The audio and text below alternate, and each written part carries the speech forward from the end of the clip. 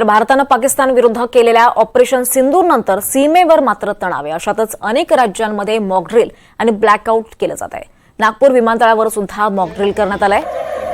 Siren वाजता सर्व कर्मचाऱ्यांना बाहेर काढण्यात आलं, तसंच विमानतळावर सुरक्षाही वाढवण्यात आली आहे। तसंच मंगळवारपासून नागपूर एटीसीच्या हवाई वाहतुकीतही मोठी वाढ झाल्यानं नागपूर एटीसी मधील सर्व कर्मचाऱ्यांच्या सुट्ट्या या रद्द करण्यात आल्या।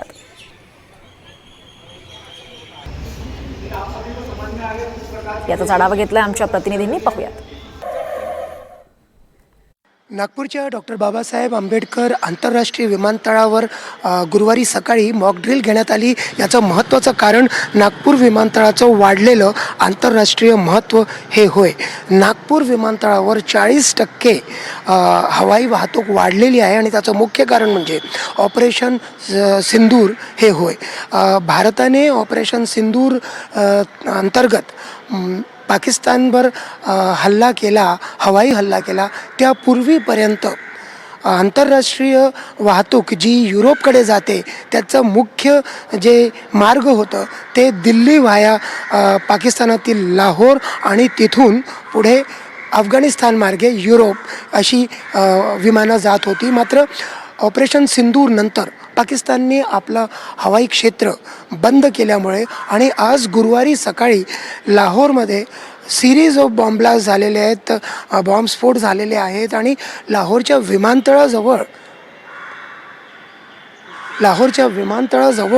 एअरफील्डजवळ बॉम्ब ब्लास्ट झालेले आहे। या सगळ्या पार्श्वभूमीवरती लाहोरवरून विमानं आता न जाता आंतरराष्ट्रीय विमानं ही नागपूर मार्गे आणि नागपूरवरून पुढे मस्कट मार्गे युरोपकडे जात आहेत।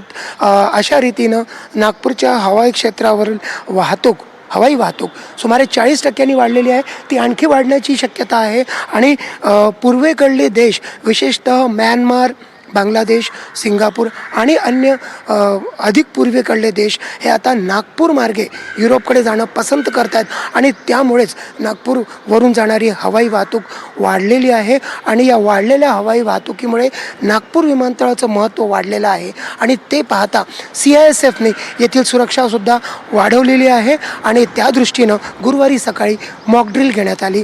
मॉक ड्रिलमध्ये सायरन वाजताच सगळे बाहेर आले, प्रवाशांनासुद्धा बाहेर काढण्यात आलं। सुमारे 20 मिनिटं ही मॉक ड्रिल चालली।